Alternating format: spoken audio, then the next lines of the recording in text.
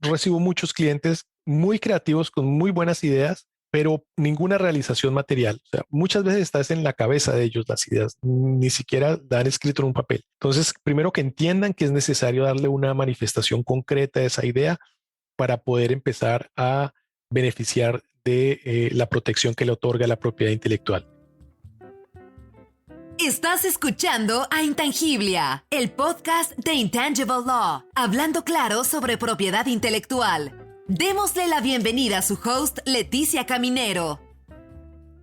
Hola y bienvenidos al episodio 12, que es el último episodio de esta segunda temporada. En esta ocasión vamos a hablar sobre los orígenes de la propiedad intelectual. Démosles la bienvenida a nuestro invitado.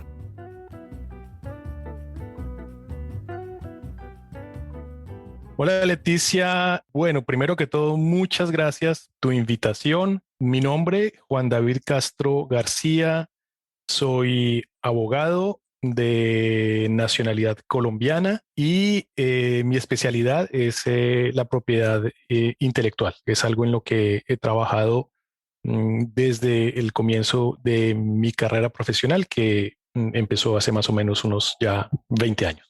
Y háblanos cómo llegaste a decidirte a esta carrera y cómo ha sido tu trayectoria profesional. Yo desde que estaba en la universidad encontré una inclinación bastante fuerte hacia el derecho privado y hacia el derecho comercial. Cuando terminé mis estudios universitarios, los cursé en Colombia, en Bogotá, Universidad Externado de Colombia. Se me ofreció la oportunidad de trabajar con una entidad del Estado en Colombia que tiene como misión la gestión y la protección de los derechos de autor. Es la Dirección Nacional de Derecho de Autor. Y luego, estando en la dirección, tuve la ocasión de inscribirme en una especialización, unos estudios de posgrado en propiedad intelectual, los cuales hice también en Colombia, y ya con esas dos, digamos, la experiencia profesional y la académica, me quedó completamente sembrado el virus de la propiedad intelectual. Y luego lo continué. Después estudié en Francia, en el Centro de Estudios de Propiedad Intelectual, se llama el CEIPI, en Estrasburgo, y terminé la formación académica, digamos, la parte más sólida de la formación académica, estudiando un poco de administración de empresas también en Francia, en la Universidad de Burdeos. Me pareció, y creo que fue una buena decisión, que el derecho de la propiedad intelectual tenía un contenido económico muy fuerte y que podría serme útil para mí, por supuesto, para mis clientes, tener conocimientos sobre la administración de empresas. Luego hice otros cursos. Uno siempre está, tú lo sabes, estudiando y poniéndose al día, pero digamos que esa es como la trayectoria que he tenido desde que terminé la universidad. Como te he comentado, he trabajado siempre en propiedad intelectual en Colombia. Después, por razones académicas y familiares, como habrás notado, he mencionado varias veces a Francia. Tengo contactos familiares con Francia. Digamos que he tenido esa doble actividad, y es trabajar tanto en Francia como en Colombia, llevando asuntos y negocios y clientes en los dos países. La propiedad intelectual, cuando te atrapa, no te suelta. No te suelta. Ese es bueno, cada uno encuentra el gusto en las cosas que lo apasionan. A mí me apasiona la innovación, y nuestro derecho pues es el que tiene más contacto con la innovación. Entonces pues siempre hay algo nuevo y algo diferente y algo muy interesante para estudiar y para tratar de resolver, porque todos estos adelantos tecnológicos van tan rápido que la normatividad nunca está al día. Entonces es necesario innovar profesionalmente para poderse mantener en la actividad profesional. Entonces ese desafío constante de mirar cómo se resuelve un asunto de la vida común jurídicamente es bien interesante. Te pongo un ejemplo. Yo la semana pasada escuché o leí algunos científicos en China están tratando de desarrollar un microchip para introducir en el cerebro y hacer de las personas que desarrollen sus capacidades intelectuales a una mayor velocidad y que sean mucho más creativos de lo que son hoy en día. Entonces uno leyendo esa noticia pues queda un poco como muy inquieto de saber cómo irá a ser el futuro con estas nuevas formas de creatividad que van a surgir si es que llegan a este adelanto tecnológico, que es casi seguro que lo van a lograr. Y si a eso unes el tema de la robótica y las obras que son creados por robots e inteligencia artificial, pues digamos que el mundo que nos queda a nosotros como abogados por delante va a ser un mundo lleno de desafíos. Entiendo que dentro de poco vamos a ser todos humanoides, o si no, vamos a estar enhanced, Sí, mejorados por la sí, tecnología. es sin duda, yo creo que no nos va a extrañar dentro de 15 o 20 años ver cómo la robótica va a ser parte de nuestros días, de nuestra vida diaria y cómo seguramente muchas tareas que para nosotros son hoy en día bastante engorrosas y desagradables de hacer, alguna máquina la hará por nosotros. Sí, porque la tecnología existe para facilitarle la vida a los humanos. Ujú. Y a la medida que la tecnología va avanzando, más vagos nos hacemos nosotros también. Sí, ese va a ser otro desafío, no dejarnos volver tan vagos como Tan la tecnología sedentarios. quisiera que lo hiciéramos. Sí, así es. Bueno, hay mucha ciencia ficción que nos Ujú. advierte de los vicios de la tecnología, Sí, pero también ujú, tiene muchas maravillas. Efectivamente sí, tiene muchas maravillas y en todos los ámbitos, en los campos de entretenimiento, pero también en los campos de medicina, de cambio climático, para mitigar los efectos del cambio climático. La tecnología tiene mucho potencial sí, de y nos mejorar ofrece, nuestras sí, vidas. así es, nos ofrece grandes oportunidades. De hecho, el hecho de que tú y yo podamos estar conversando en este momento, nos encontramos bastante lejos el uno del otro. Ujú. Estamos hablando como si estuviéramos enfrente tomándonos un café. Y seguramente que lo que estamos conversando tú y yo va a ser escuchado por personas que estarán repartidas en muchos lugares del planeta. Y obviamente Sí. esto hace 15 años no era posible hacerlo. Exacto, es realmente increíble hacia dónde vamos y también dónde estamos ahora mismo. La Ujú, tecnología ha avanzado de manera exponencial. Ahora vamos al origen. ujú, Estamos hablando del futuro, de todo lo que podría venir. Entonces vamos ujú. ahora a enfocarnos en tu artículo que habla del origen de la propiedad industrial. El artículo se titula El origen de la propiedad industrial, un derecho reciente. Entonces, cuéntanos sobre ese artículo, la idea principal Ujú. y bueno, para todo el público. Por supuesto, y con mucho gusto lo hago. Mira, el artículo, digamos, surgió porque yo tengo alguna actividad docente también dentro de las tantas cosas que quiero hacer. Algunas las puedo hacer, otras no, pero esa trato de mantenerla. Y en la actividad docente, algunos estudiantes en algún momento me preguntaron cuándo surgió la propiedad intelectual. Y de ahí surgió todo el artículo. Eso fue hace un cierto tiempo. ¿Y qué es lo que yo trato de decir con el artículo? Obviamente, la propiedad intelectual, cuando uno habla de normas de propiedad intelectual, digamos que la propiedad intelectual ha existido casi que a lo largo de la historia. Es decir, si uno mira las fuentes, para nosotros que estamos tan acostumbrados a nuestro derecho continental europeo, la referencia siempre es el derecho romano.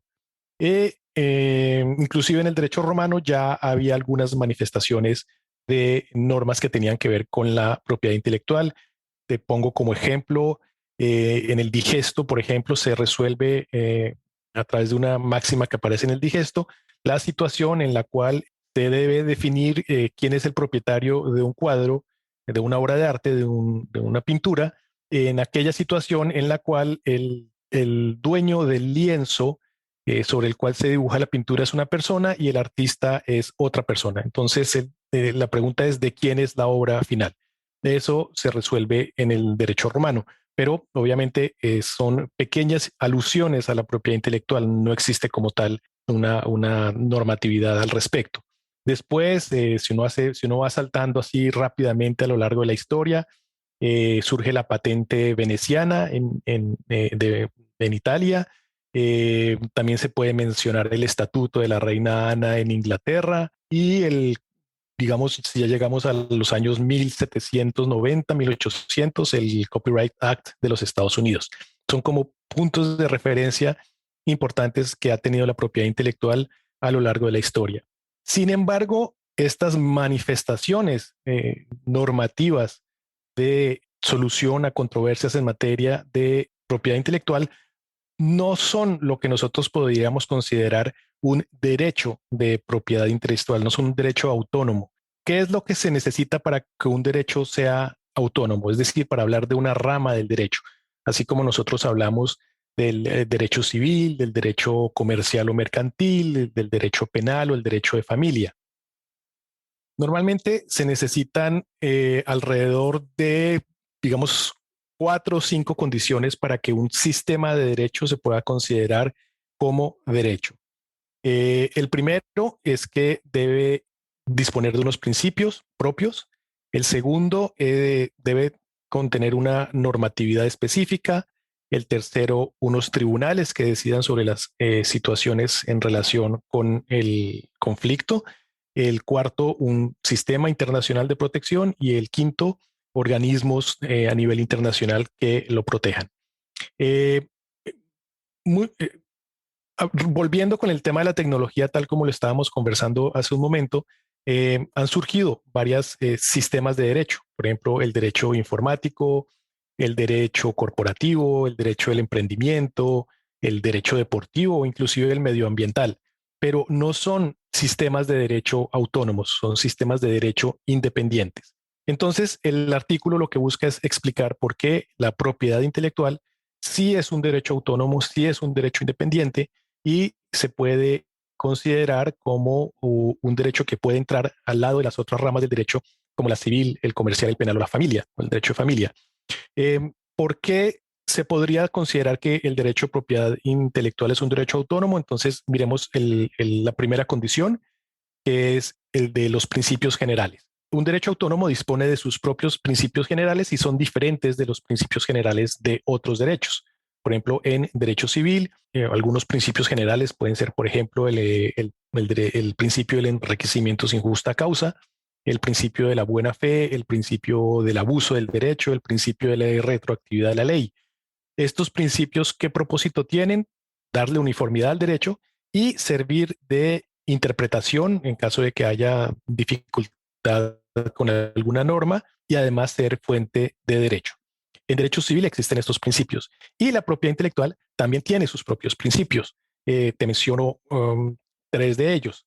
El primero, la no protección de las ideas, es decir, que una idea para que sea protegida por el derecho de la propiedad intelectual, ya sea derecho de autor o propiedad industrial, debe tener una manifestación material, una expresión concreta, no simplemente el hecho de manifestar el haber encontrado una solución específica a un problema técnico o el decir, compartir con unos amigos una idea que uno tendría sobre un libro que le gustaría escribir o una canción que le gustaría también escribir. Otro principio del derecho a la propiedad intelectual, la necesidad de la originalidad o de la novedad, originalidad en derecho de autor, novedad en propiedad industrial, pero los dos conceptos reúnen la misma noción.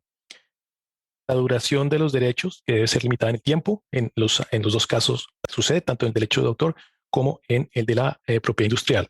Eventualmente habría un cuarto principio, podría ser el de la supranacionalidad de las normas, pero pues obviamente eso es objeto de debate. Entonces la primera condición se cumple, es decir, el derecho a la propiedad intelectual dispone de sus propios principios autónomos e independientes que no hacen parte de de ninguna otra rama del derecho. La segunda condición, la necesidad de una normatividad específica. Por supuesto, el derecho a la informática tiene su propia normatividad y el derecho deportivo también lo tiene. En la diferencia que existe en relación con la propiedad intelectual es que la normatividad es bastante uniforme e inclusive hay países en los cuales ya existen códigos de propiedad intelectual. Recuerdo 3 ejemplos: el código francés de propiedad intelectual, el código de las Filipinas de propiedad intelectual, e inclusive en Ecuador existe el código de propiedad intelectual para traerlo un poco más a nuestras tierras. ¿Qué traen esos códigos de propiedad intelectual? Normalmente contienen normas de derecho de autor, normas de propiedad industrial, normas de derecho de la competencia, normas sancionatorias en caso de infracción a los derechos de propiedad intelectual y eventualmente una reglamentación sobre la Oficina Nacional que se encargará de la gestión de la propiedad intelectual.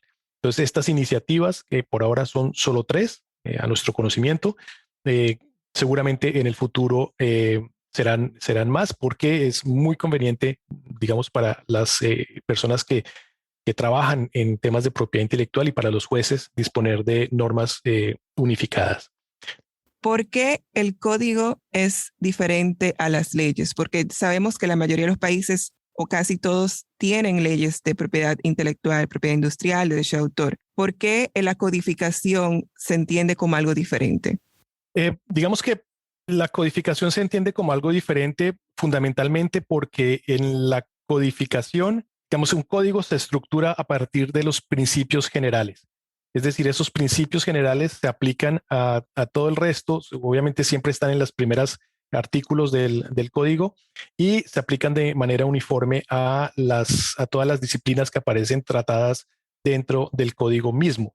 Entonces, esos principios generales es lo que genera esa noción de autonomía e independencia.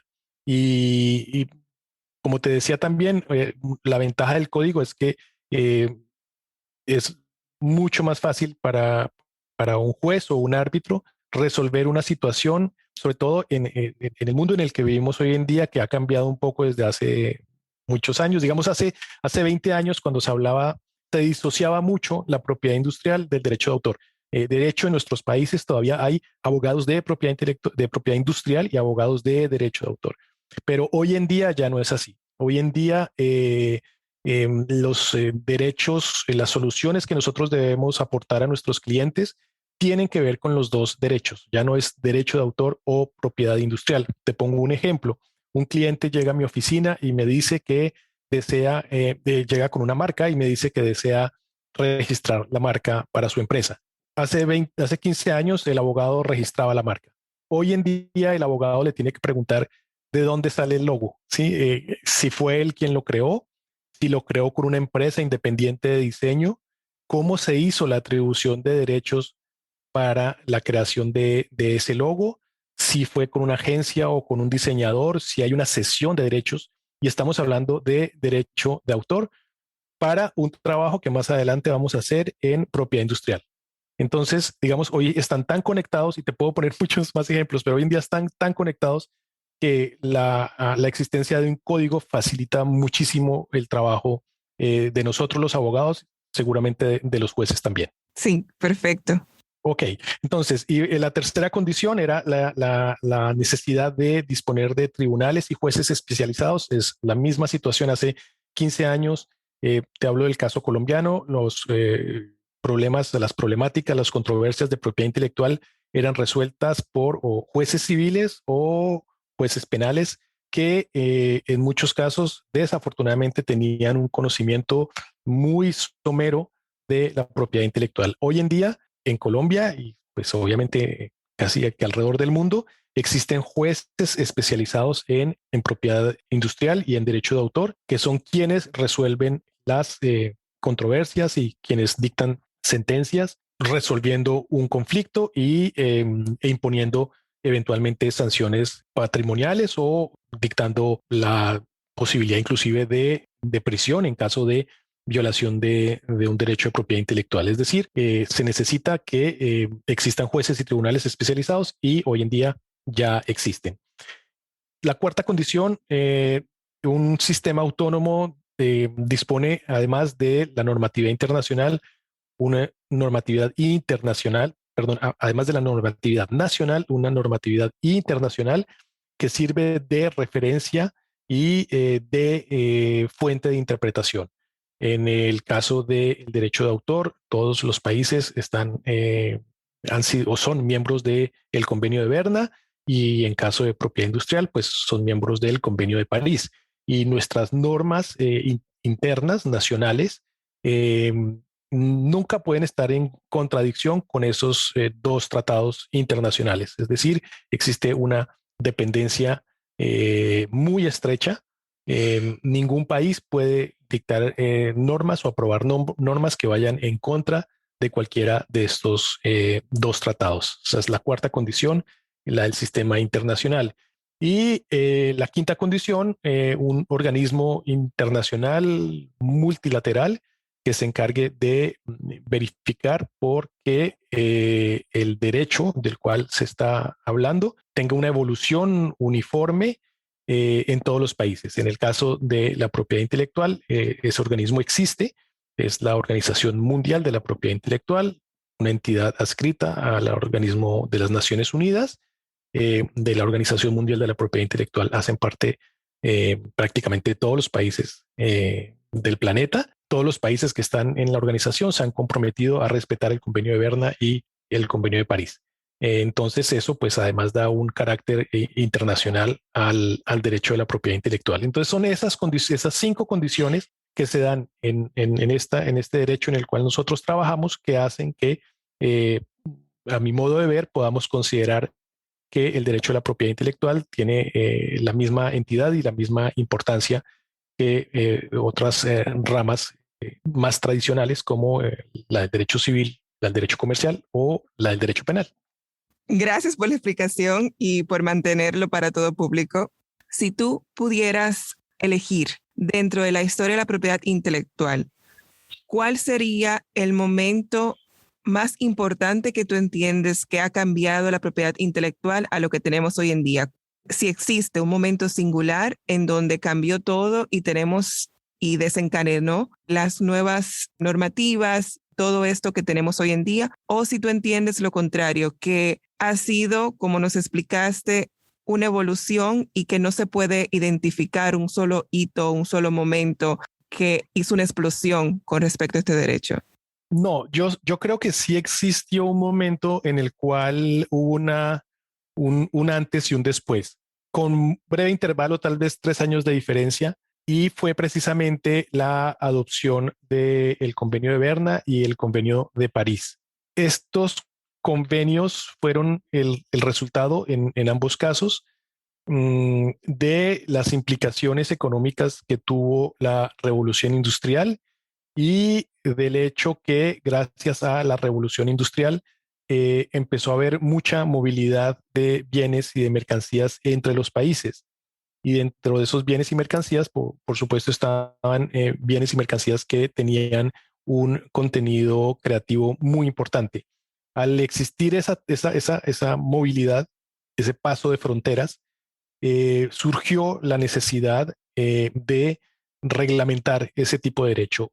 Ya existían normas en países, normas independientes en países o en diferentes países, en España, en Francia, en Alemania, en Inglaterra, y lo que hacen el Convenio de Berna y el Convenio de París es darle uniformidad a esa normatividad, y a partir de ese momento que sucediera lo que acabo de mencionarte, y es que todas las normas nacionales deben adaptarse a lo que dicen esos tratados.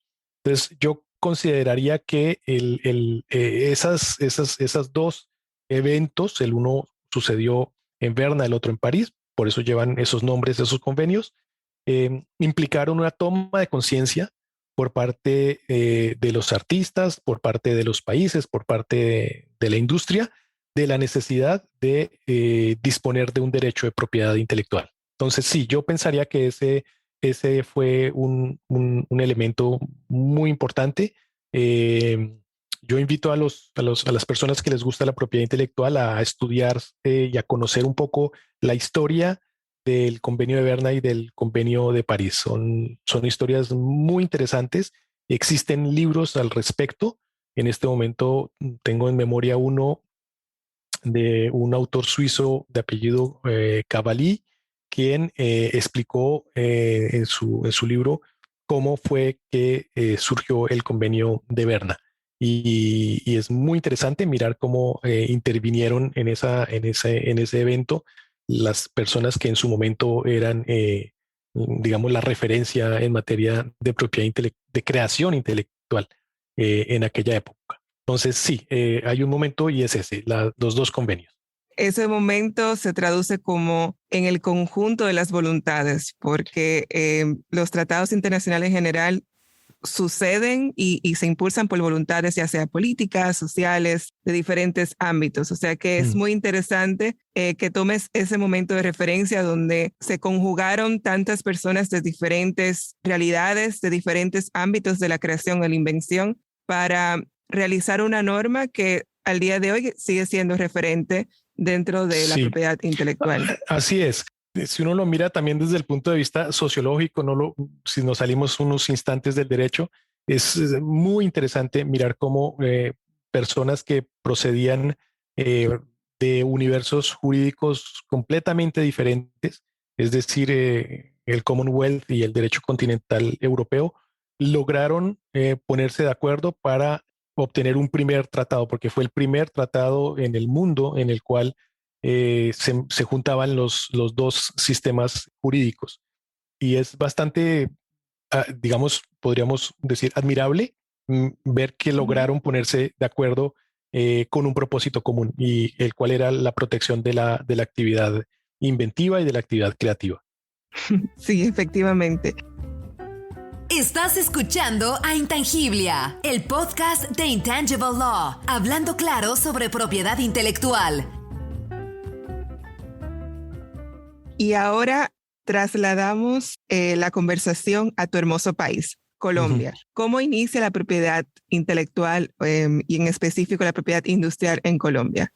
Mira, la propiedad intelectual en Colombia, y yo supongo que más o menos ha sido el camino que siguieron muchos de nuestros países latinoamericanos. Digamos, en su origen no existía un derecho de propiedad intelectual, existían unas normas de protección a la actividad creativa, y esas normas estaban fundamentalmente, como sucedió en Colombia, en el Código de Comercio. Es decir, los códigos de comercio que nosotros heredamos porque en la mayoría de los países latinoamericanos, es el caso en específico de Colombia, el primer código de comercio que existió después de la independencia de España, pero fue digamos, nosotros adoptamos las normas del Código de Comercio español. Entonces es prácticamente una copia de ese código, y en ese código había normas fundamentalmente sobre protección de marcas.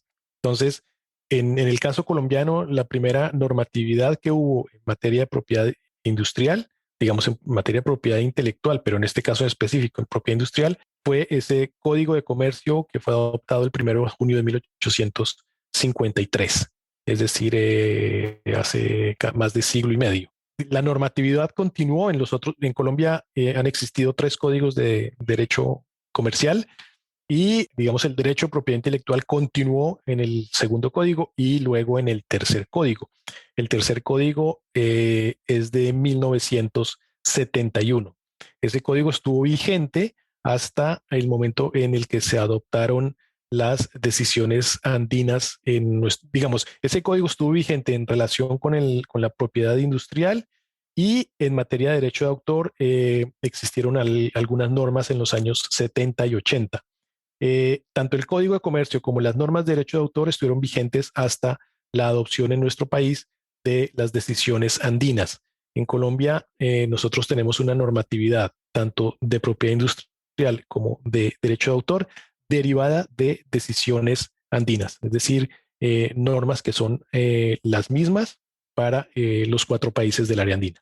Cuando nos cuentas que vino del derecho español, el código, es interesante. No sé si sabes que República Dominicana fue un poquito diferente. En nuestro país, nosotros al independizarnos de Haití, las normas que tomamos fueron las de Francia, porque en Haití ellos habían adoptado los códigos napoleónicos y nosotros los adoptamos traduciéndolos simplemente al español. Y después, a la evolución de la historia, se han reformado, han habido muchos cambios, pero así fue que surgió en nuestro país. Incluso al día de hoy, y cuando estudié Derecho, es importante aprender francés, por lo menos entenderlo, porque muchos profesores te ponen a leer puro francés para entender el por qué existen muchas de las normas que todavía han sobrevivido al día de hoy. Sí, es así. En nuestros códigos de comercio todavía existen normas que tienen una inspiración de la normativa española bastante acentuada. Es cierto, eso ha perdurado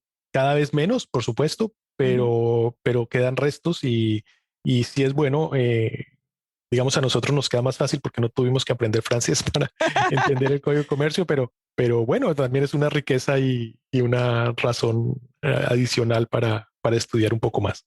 Sí, sí, siempre el derecho buscando la manera de Ujú. hacernos más Sí, curiosos con ujú. respecto del mundo. Sí, así es. Y ya que hicimos el recorrido, comenzamos con la época romana, terminamos en Colombia. ¿Hacia dónde ves la propiedad intelectual, la evolución? ¿Hacia dónde entiendes que van a surgir los grandes cambios dentro de este derecho?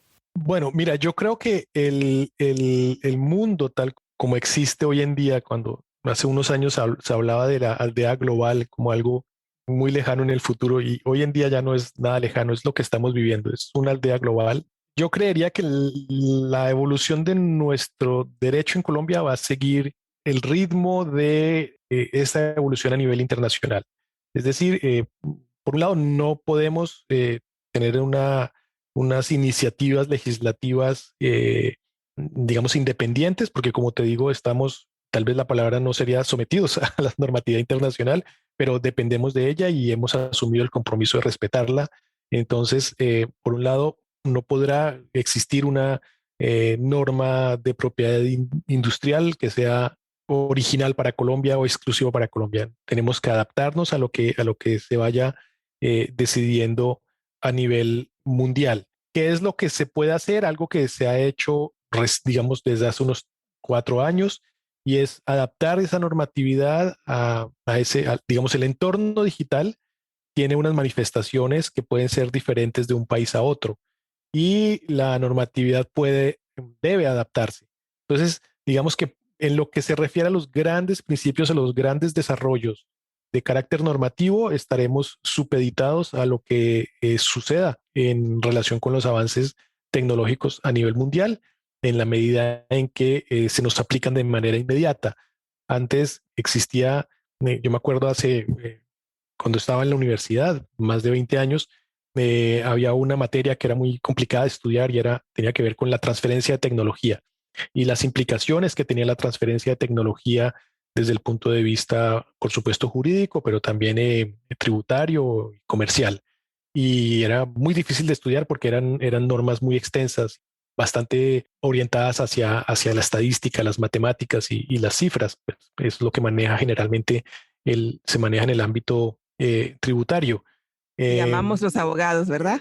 sí, eso es lo que más nos gusta. Por muchos por eso terminamos en una facultad de Derechos, porque no queríamos saber nada de trigonometría ni de Sí. física.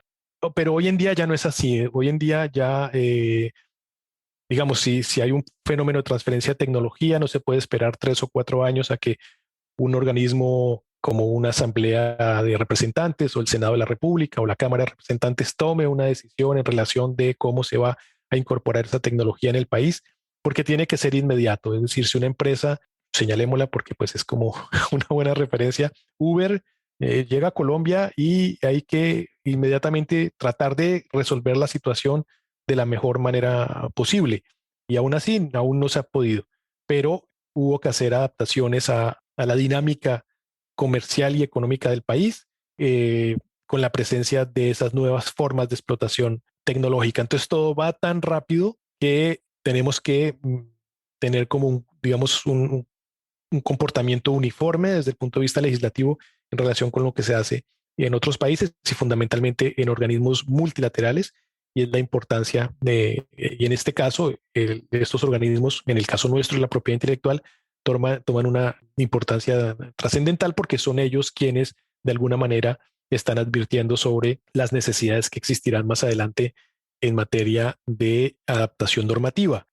Pero por supuesto, en algunos casos sí se pueden tomar algunas medidas, digamos, nacionales que no vayan en contravía de las internacionales. Por ejemplo, en Colombia se ha trabajado mucho recientemente, digamos, es uno de los programas bandera del presidente actual, es lo que él llama la economía naranja o la economía creativa, que lo que busca es el desarrollo de la tecnología favorezca también a las personas que no necesariamente son dueños de grandes empresas o de grandes conocimientos tecnológicos, es decir, lograr que el desarrollo tecnológico beneficie a todas las capas de la sociedad. Entonces, por ejemplo, en ese caso, existen normas en Colombia, dos muy importantes, una en 2017 y también una en 2019, que busca precisamente eso, es adaptar a, digamos, nuestra realidad nacional, las particularidades económicas que hay en nuestro país a ese entorno digital que evoluciona a grandes pasos a nivel mundial. Entonces, hacia ahí es a donde vamos, es a continuar un poco al ritmo de lo que diga el planeta en materia de evolución tecnológica y eventualmente, en algunos casos particulares, tomar en consideración nuestra realidad económica para poder beneficiar, para que de todo el país, el mayor número de personas se puedan beneficiar de esos grandes avances. ¿Y entiendes que es posible normar de una manera que sea tecnológicamente neutral? Es decir, que no importa lo que venga, la norma podría predecir o podría regular los nuevos avances. O estamos, vamos a decir, condenados a siempre estar 2 pasos hacia atrás de la tecnología con respecto a la norma. Sí, sí, yo creo que sí estamos condenados a estar 2 pasos atrás. Ahora el tema es cómo reaccionamos nosotros a esa condena a la que estamos sometidos. Eh, y es la importancia, y retomo el primer punto cuando te hablaba de el derecho de la propiedad intelectual como un derecho autónomo, y es el de los principios generales. Es decir, si nosotros logramos, yo te mencioné tres, pero hay otros que son objeto todavía de debate y de análisis y seguramente se decantarán con la jurisprudencia y la doctrina. En la medida en que nuestro sistema de derecho disponga de unos principios generales de aplicación de la propiedad intelectual que sean uniformes, autónomos, entendidos por todos los actores del mundo del derecho, es decir, jueces y abogados fundamentalmente, nosotros podremos responder a los nuevos avances tecnológicos. Por supuesto que habrá avances tecnológicos que implicarán unos desafíos muy grandes, pero si se dispone de buenos principios generales, un buen ejercicio de interpretación y de aplicación técnica del derecho podrá resolver situaciones difíciles desde el punto de vista tecnológico y hacer que ese estado de sometimiento en el que seguramente estaremos como abogados sea menos difícil de resolver en beneficio de las personas que solicitan nuestra ayuda. Disponer de buenos principios es esencial. Así como sucede en derecho civil, hay miles de situaciones que no están descritas en el Código Civil, pero que aplicando, por ejemplo, el principio del enriquecimiento sin causa, un juez lo puede resolver. No está la solución, pero la situación implica que una de las personas se enriquece indebidamente en detrimento de la otra y el juez resuelve en favor de la que está sufriendo en la situación injusta. Entonces, digamos que es muy importante conocer esos principios, aplicarlos y desarrollarlos. Seguramente se pueden desarrollar más. Claro, la clave es principios flexibles Sí. y aceptar que tenemos que seguir innovando dentro de la norma. Exactamente. Reconocer que las soluciones que se van a dar a esas situaciones deben ser soluciones creativas y ser bastante indulgentes con los jueces cuando tengan que tomar una decisión en la cual tengan que resolver sobre un conflicto que nunca antes se había presentado. Claro, claro. Eso Mm. es, sobre todo pasa mucho en nuestros países, donde nuestros jueces ven de todo el ámbito del derecho dentro Ujú, de un ejemplo, la parte, en mi país, la parte civil y comercial, o la ujú. parte penal en el caso de que un ilícito penal por el tema de la propiedad intelectual que está normado así. Entonces, a veces es muy importante que primero que ellos tengan las herramientas para poder tomar una decisión de acuerdo a lo que corresponde, pero Ujú. es difícil pedirle todo a un juez que al final también tiene las limitaciones que tenemos nosotros todos los humanos, que no podemos Sí, saberlo todo, es imposible saberlo todo. sí, eso es una realidad. En Colombia se ha tratado de resolver esa dificultad dándole funciones jurisdiccionales a las entidades del Estado que se encargan de la gestión de los dos derechos. Es decir, en Colombia La Dirección Nacional de Derecho de Autor, que es una entidad estatal, hoy en día tiene funciones jurisdiccionales. Es decir, cuando dos personas tienen una controversia en relación con un tema de derecho de autor, tienen dos opciones. Pueden ir a la justicia ordinaria o pueden ir a la Dirección de Derecho de Autor, que tiene funciones jurisdiccionales y que decidirá en justicia. La ventaja de acudir a la dirección es que los jueces que van a tomar las decisiones son personas que trabajan en la dirección y por supuesto conocen el derecho de autor. Sucede lo mismo con el caso de la propiedad industrial. En nuestro país, la entidad que se encarga de la gestión de la propiedad industrial es la Superintendencia de Industria y Comercio, que hace parte del Ministerio de Industria y Comercio, y se le han dado esas funciones jurisdiccionales. Desde el punto de vista técnico, uno podría considerar que eso es una defecio, porque en realidad son organismos del poder ejecutivo y la división de poderes se rompe con esa decisión. Es decir, darle al poder ejecutivo funciones judiciales. Y entonces sí, es cierto que es un abrupto jurídico, pero desde el punto de vista práctico es la mejor solución. Eh, y existía el inconveniente inicialmente cuando se tomó esa determinación, que estas dos entidades se encuentran en Bogotá y pues el país es muy grande y solo las personas que están en Bogotá tenían acceso a esas soluciones, a la administración de justicia por esas dos entidades, lo cual dejaba por fuera el resto del país. Sin embargo, hoy en día, gracias a la tecnología que estamos utilizando tú y yo el día de hoy, los jueces pueden llevar sus audiencias a distancia.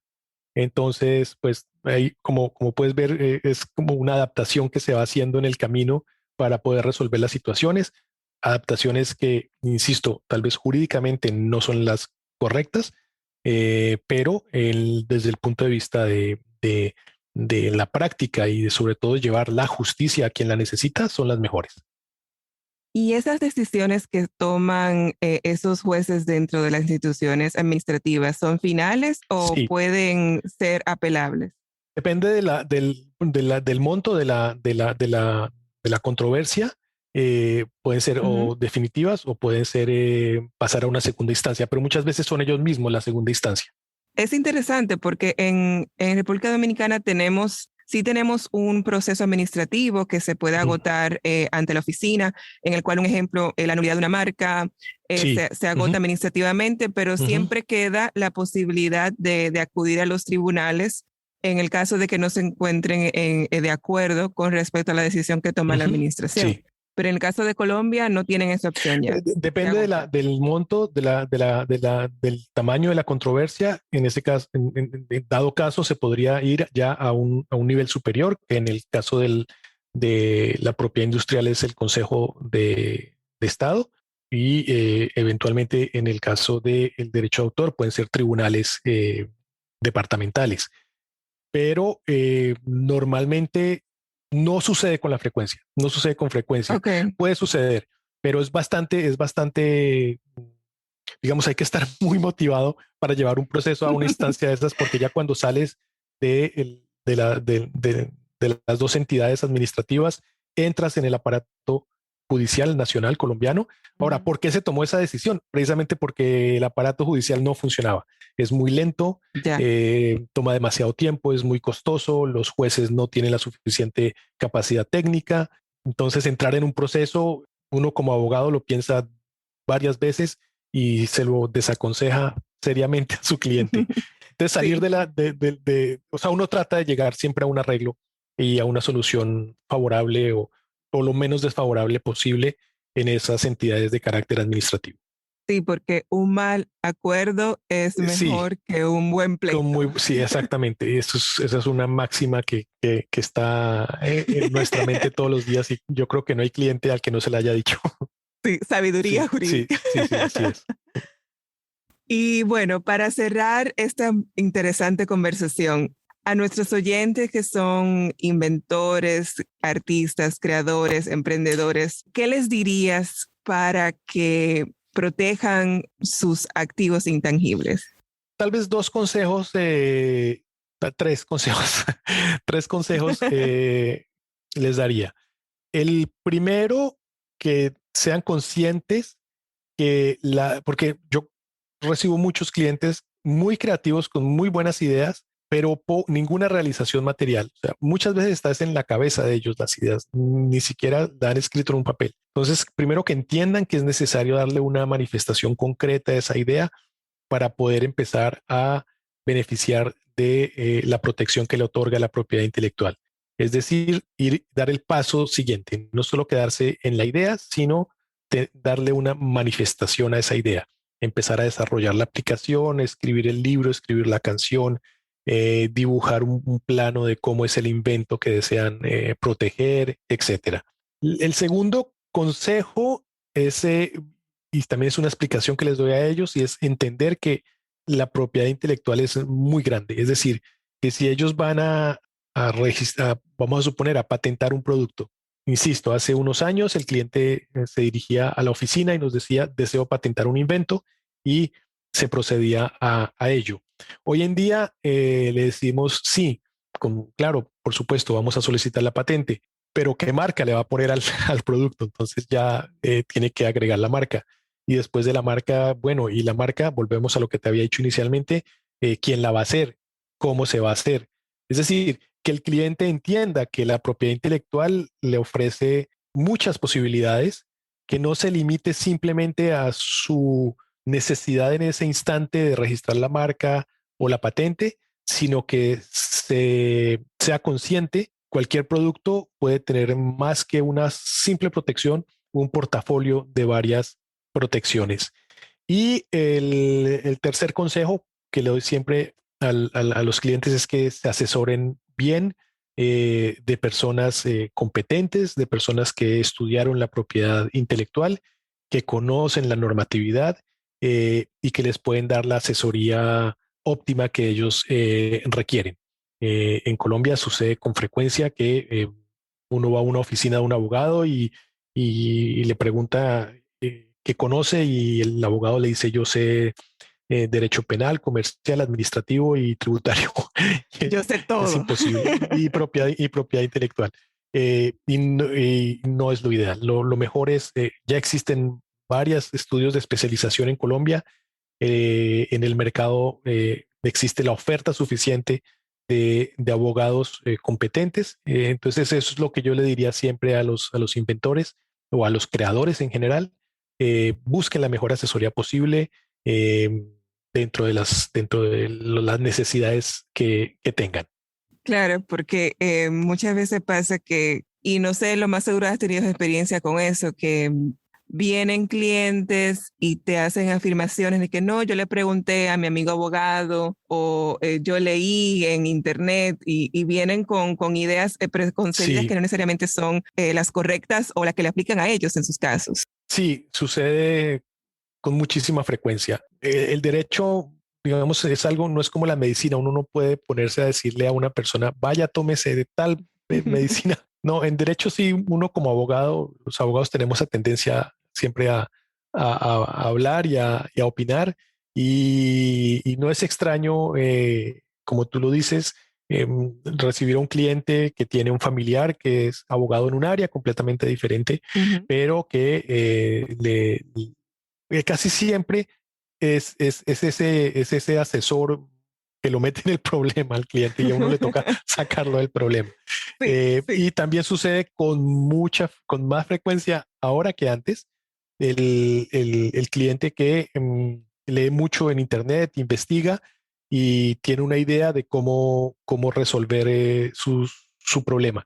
Entonces, digamos, toca hacer casi que un borrón y cuenta nueva, arrancar desde cero y explicarle eh, cómo se puede solucionar la problemática. Es decir, es Ujú. cierto,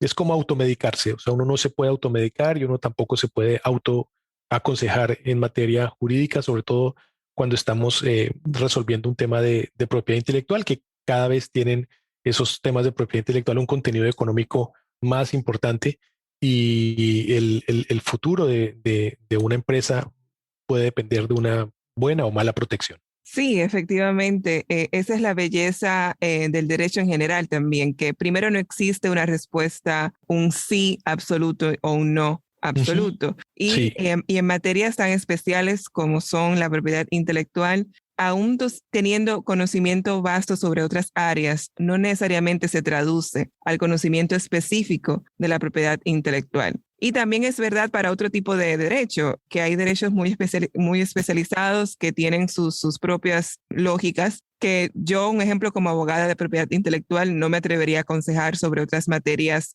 con la misma seguridad o también con este tipo de aspectos. Crece tanto el derecho que es imposible hoy en día conocer más de una rama del derecho, e inclusive en una rama a veces es necesaria la hiperespecialización en Sí. algunos temas específicos. Hacia allá es hacia donde vamos, sin ninguna duda. Bueno, Juan David, muchas gracias por tu tiempo, por esta tan interesante conversación, por el recorrido de la propiedad intelectual desde sus orígenes hasta el futuro. Si nos puedes dar tu contacto para que nuestra audiencia se ponga en comunicación contigo en caso de que quieran contactarte para tus servicios en Colombia y en Francia. Muchas gracias nuevamente, Leticia, por esta agradable invitación. La he disfrutado mucho. Personas que quieran establecer contacto con nuestra oficina, nuestra página web es www.castrogasociados.com, www.castrogasociados.com. Ahí encontrarán todos los demás datos de contacto, y respondemos tan rápidamente como podemos, inclusive en algunos casos una simple orientación sin necesidad de que haya una remuneración de por medio la podemos dar con muchísimo gusto.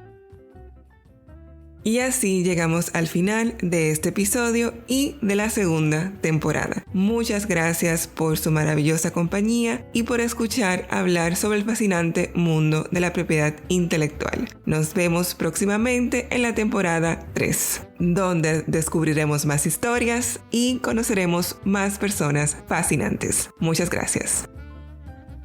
Gracias por escuchar a Intangiblia, el podcast de Intangible Law, hablando claro sobre propiedad intelectual. ¿Te gustó lo que hablamos hoy? Por favor, compártelo con tu red. ¿Quieres aprender más sobre la propiedad intelectual? Suscríbete ahora en tu reproductor de podcast favorito. Síguenos en Instagram, Facebook, LinkedIn y Twitter. Visita nuestro sitio web www.intangiblia.com. Derecho de autor Leticia Caminero 2020. Todos los derechos reservados. Este podcast se proporciona solo con fines informativos y no debe considerarse como un consejo u opinión legal.